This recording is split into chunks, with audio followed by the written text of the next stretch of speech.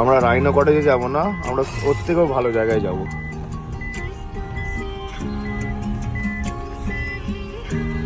তোমরা এলে পুরো নিজেদের বাড়ির মতো থাকতে পারবে, কষ্ট কথা বলছি।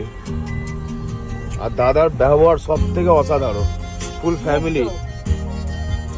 আমরা এসি ছাড়া থাকতে পারি না, মানে দাদার কাছে এসি নেই, আমরা শুধু মুখের ভালোবাসা এত মন প্রাণ দিয়ে দাদার কাছে আসি। দাদা এত যত্ন করে যে আমরা থাকতে পারি না আশপাশের এত বড় বড় রিসর্ট থাকতে।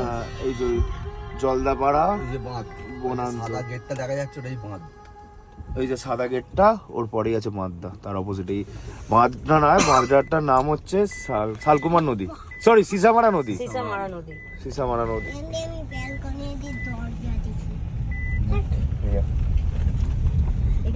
এসে গেছি দাদার কাছে, এসে গেছি। ও এই জায়গাটা আমি রুমটা গিয়ে দেখাবো, জাস্ট পিছনটা দেখো।